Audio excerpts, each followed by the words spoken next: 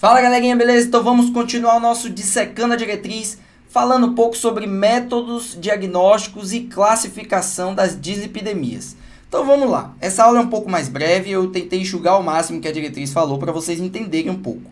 A avaliação laboratorial da dislipidemia, ela sofre influência de dois grandes fatores. O primeiro fator é o fator pré-analítico, ou seja, tudo aquilo que pode interferir na análise do resultado. Primeiramente, o mais importante aqui é a gente lembrar da questão da alimentação.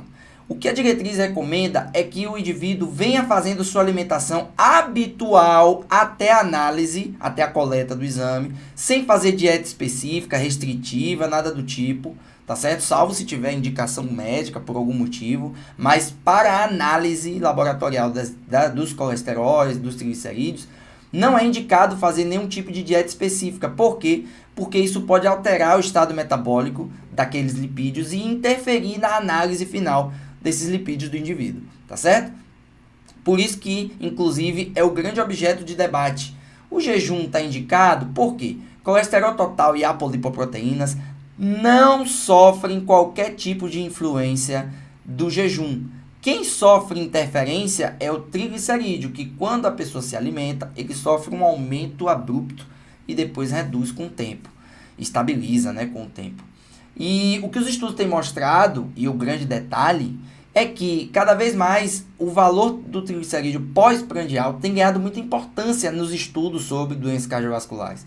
Então, hoje se recomenda jejum de 8 horas pensando no triglicerídeo, mas estão começando a questionar se não seria o caso de permitir a dieta habitual com um triglicerídeo pós-prandial aumentado, eventualmente, para que se estude esse pós-prandial de maneira mais eficaz do que o triglicerídeos em jejum, que talvez, isso é uma sugestão, isso não é uma conclusão ainda, que talvez possa sim ser mais útil. Então, hoje se mantém o jejum, mas já está se discutindo para as próximas diretrizes, eventualmente, suspender o jejum. Já no período de análise, o que pode sofrer interferência são os métodos aí mais utilizados, né? Ultracentrifugação, método enzimático, isso aí diz mais respeito ao pessoal da biomedicina, dos laboratórios, do que para a gente propriamente dito.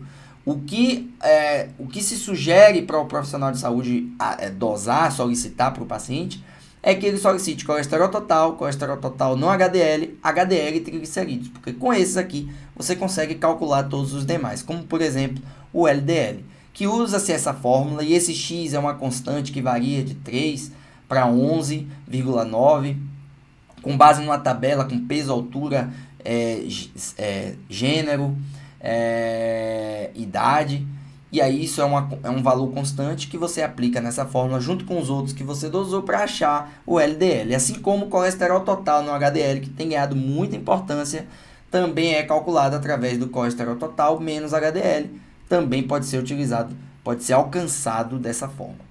Valor de referência, eu não vou aqui me prender esses valores, por mais que sim, colesterol total é menor que 190, HDL tem que ser maior que 40, triglicerídeo menor que 150 ou 175, porém, de um modo geral, eles são baseados em metas, principalmente LDL e colesterol total no HDL, são pautados em metas, não existe um valor específico de referência, mas sim o valor ideal para aquele indivíduo conforme o cálculo de risco cardiovascular que foi feito para aquele paciente.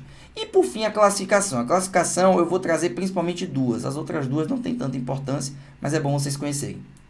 Que é a classificação etiológica, ou seja, as dislipidemias primárias que são de origem principalmente genéticas e secundárias que são secundários a hábitos de vida inadequados, que é o que a gente mais vê no nosso dia a dia, ou o uso de medicamentos que podem interferir no metabolismo lipídico. Mas a mais importante de todas, que é a que é mais utilizada e mais vista no dia a dia prático, é a classificação laboratorial. É o que vocês usam na lista de problemas, por exemplo, no posto de saúde, para elencar o problema daquele indivíduo. Hipercolesterolemia isolada é quando ocorre um aumento principalmente do LDL. Hipertrigliceridemia isolada é quando aumenta apenas o triglicerídeo. Hiperlipidemia mista é quando aumenta LDL com triglicerídeo ou triglicerídeo com colesterol total, não HDL. E dislipidemia por HDL baixo é quando o HDL está menor que 40 ou menor que 50, a depender da referência, a depender se é homem ou mulher, da idade, mas quando ele está abaixo desses valores, que também é um motivo de se preocupar. Por fim, Classificação fenotípica, que é muito pouco utilizada, e a classificação genética, que na verdade é por grupos de doenças, que é muito específico, não vem ao caso aqui na nossa aula. Tá certo, galera? Então, é uma aula mais curta, é uma aula enxuta, porque o que vem por aí é o maior a respeito dessa diretriz, tá certo? Essa diretriz ela é muito objetiva, é bem interessante, recomendo que vocês leiam também, tá certo? E para quem não conhece ainda, dá um saque lá na nossa plataforma MR Plus, que tem muito conteúdo bom. Agora chegou o Clube MR, que é um clube de assinatura mensal de R$ 9,90, que vocês têm acesso a questões comentadas, a minicasts e inclusive videoaulas aí de diversos assuntos. Você que vai fazer sua prova aí de faculdade, eventualmente prova de concurso que seja, quer dar uma revisada rápida, pode dar uma chegada lá, é R$ 9,90 só por mês, tá certo? E você tem acesso a uma série de conteúdos, numa metodologia bem legal, dinâmica, lúdica, mas que entrega o melhor possível da nossa produção para vocês. Tá certo, galera? E tem outros conteúdos também, caso vocês queiram, conteúdos gratuitos, conteúdos pagos, tá certo? Dá uma olhada lá e um grande abraço e fui!